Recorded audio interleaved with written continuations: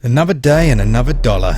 No, hang on, we don't get paid for this. Fair enough. Hi guys, my name's Mark Walker. If you're new to the channel, be sure to check out our content and monthly giveaway that's available to all subscribers. Essentially, Spectrum Retreat by BAFTA winner Dan Smith attempts to graft two very different gameplay styles together. It's both a success and a failure, but it represents an important aspect of modern game design. No longer is producing a working, even a successful game the stuff of large money-grabbing corporations. Engines like Unreal and the arguably more accessible Unity, on which Spectrum Retreat is built, offer small developers the chance to make beautiful games. Released earlier this year to generally high praise, Spectrum Retreat promises a unique experience, and my hopes were high when I launched the game. Does it offer a 5-star one, or is it more of an Air BNB disaster?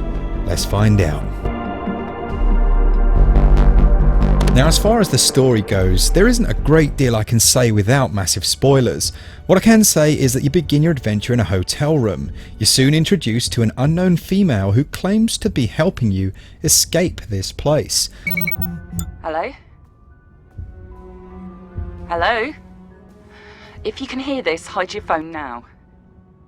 Now, hide your phone. Why or what exactly you're escaping is not known. However, you're treated to story snippets through almost dreamlike sections of a past memory. Story delivery is hindered by some irritating moments.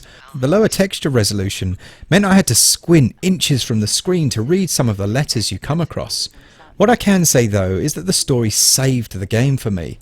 Wanting to finally find out what the hotel really was, and more specifically who you are, is compelling. Throughout the hotel you'll find a number of optional story cubes. These flesh out the world and lend some much needed context to proceedings. In many ways, the game has elements of titles like Gone Home, which rely on the player to string together the narrative, even purposely leaving some ambiguity in this regard. It's a slow burner, which won't suit everyone, but overall for me I enjoyed it and story scores 15 out of 20. Gameplay is an amalgamation of around 3 separate genres. On the one hand, you have the more story-driven, exploratory nature of the hotel itself, where your journey begins. Here you will interact with characters with the press of a button. Good morning. I hope you had a restful sleep, and I do apologize for the disturbance. Hopefully you recall requesting this wake-up call. Without spoiling too much, there is a Groundhog Day element to your journey. But the slight variations and small details which change keep this first area interesting enough. It has an unnerving quality, seen in films like I, Robot, where you aren't sure the intentions of the hosts, which seem to serve you so diligently. The game proper begins when you start to fight the systems in place. Searching for key codes and other anomalies reminded me of the Wachowski brothers' Matrix films. The reality you see is the one pulled over your eyes. Delving deeper reveals a strange and complex series of puzzles. These were reminiscent of the popular Portal games in appearance and to a lesser degree gameplay. You essentially have to shoot different coloured squares which change your ability to pass through checkpoints of that colour. You can, however, only hold one of these at a time. This is where the puzzling comes in, as you try to set up a path through multiple checkpoints. The game really gets tricky later on, when a third colour is introduced, and the puzzles can be over multiple areas and heights. You'll even begin to hit walls you cannot return from, and a restart is the only way to progress. I'm not really sure how I felt about these. While this can be a pain in the backside, you only really have yourself to blame for the most part.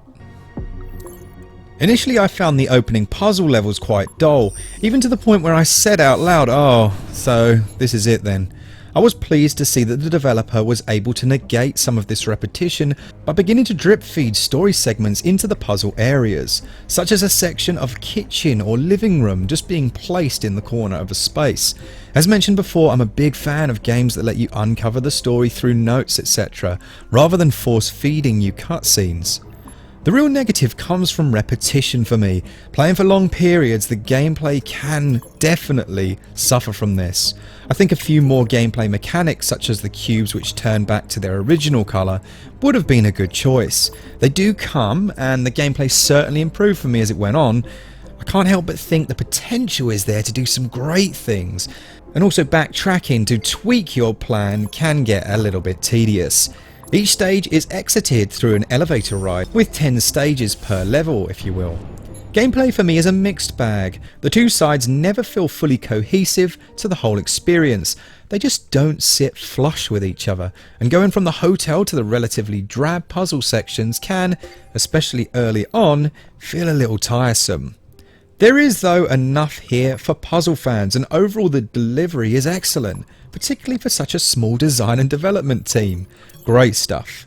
Gameplay scores 16 out of 20.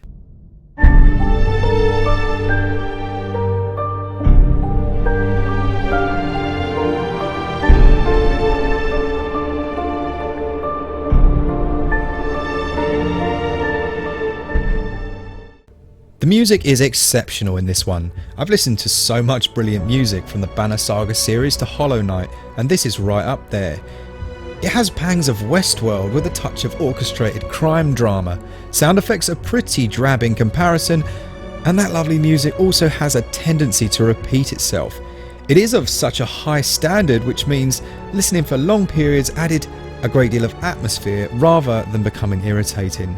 Audio scores 18 out of 20. Graphically, the game's done a decent job on the Tegra chip. It runs on the Unity engine and seems to hover at a relatively stable 30 frames a second. There are occasional stutters in the hotel sections, but this is to be expected with some lovely lighting effects at play here. Texture resolution is a touch muddy compared to the other console in fact that's a lie, it's very muddy compared to the other console versions. But in handheld, everything actually looks much sharper due to the smaller screen. The puzzle areas can be a little dull and lifeless, but the small story sections inject a lovely juxtaposition of colour against their dull facade. Graphics for me score 15 out of 20. The game costs $12.99, but what a great price it is, just in the sweet spot for what this game offers. Are there better games for the price? Certainly. Do they offer this experience or one like it? Not at all.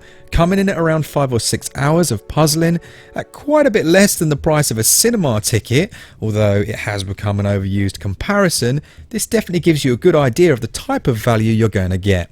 Value scores 16 out of 20.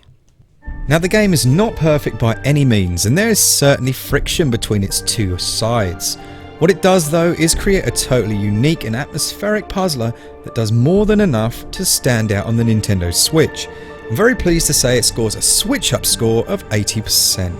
This would be a buy for me regardless of the code we gladly received, and a big thanks to the developers for that. Thanks guys, I hope you enjoyed the review. Let us know down in the comments what you think of this one. Is this one you're going to pick up or not? For all things Switch all the time, keep it Switch up. See ya!